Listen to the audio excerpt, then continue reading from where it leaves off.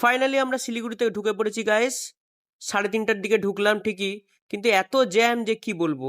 যেমন শিলিগুড়ির traffic jam, তেমন শিলিগুড়ির মানে যাকে বলে ট্রেনের জায়গা, দুটোই জঘন্য। হ্যাঁ, শিলিগুড়ির জায়গাটা বড়, প্রচুর দেখার জিনিস আছে, সবই বুঝলাম, কিন্তু ট্রাফিক জ্যাম তো লেগেই আছে। কি বলবো, এই ট্রাফিক জ্যামের জন্য আরও 30 মিনিট আমাদের লেট হলো শিলিগুড়ির বাস টার্মিনালে পৌঁছাতে।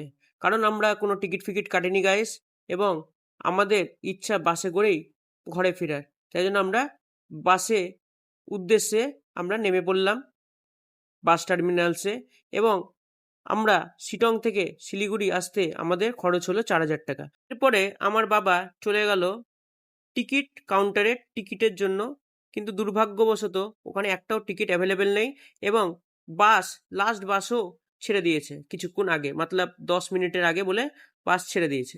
আর কি করব, আমরা দাঁড়িয়ে পড়লাম। আমার বাবা এরপরে দেখতে গেল যে আর কোনো বাস অ্যাভেলেবেল আছে কিনা। যাই হোক, তোমরা যদি চ্যানেলে নতুন হয়ে থাকো এবং চ্যানেলটা এখনো সাবস্ক্রাইব না করে থাকো, তাহলে কি করছো, তাড়াতাড়ি সাবস্ক্রাইব করে দাও, কারণ নতুন নতুন ভিডিও খুব তাড়াতাড়ি আসতে চলেছে।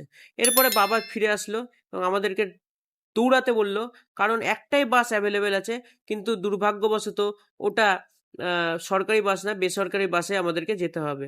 যাই হোক, আমরা কোনো রকমে লাগেজ ফাগেজ নিয়ে বেরিয়ে পড়লাম ওই বাসটাকে ধরার জন্য। বাসটা রাস্তার ওই পারে দাঁড়িয়ে আছে, তাই আমরা তাড়াতাড়ি দৌড়াতে লাগলাম রাস্তা পার হওয়ার জন্য। আগেই বললাম শিলিগুড়ির ট্রাফিক জ্যাম লেগেই আছে এবং রাস্তাটাও খুব একটা সুবিধার না।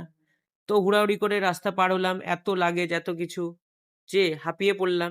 এরপরে কোনো রকমে রাস্তা পার হয়ে আলটিমেটলি আমরা দূর থেকে বাসটাকে দেখতে পেলাম, এবং ফাইনালি বাসে উঠে যাওয়ার জন্য আমরা পৌঁছে গেলাম। এরপর আস্তে আস্তে লাগেজ ফাগেজ সমস্ত কিছু বাসে উঠিয়ে নিলাম। বাসটা দেখতেই পাচ্ছ, নাম হচ্ছে টাইগার হিল, কি যে টাইগার হিল কে জানে। যাই হোক, এরপরে উঠে পড়লাম এবং বাসের মধ্যে বসে পড়লাম। আমাদের খাওয়া দাওয়া তো আর জুটবে না, আগেই আমি বলেছিলাম যে ট্রেন হলেই ভালো হতো। যাই হোক, বাবার ইচ্ছা বাসে করে আসার।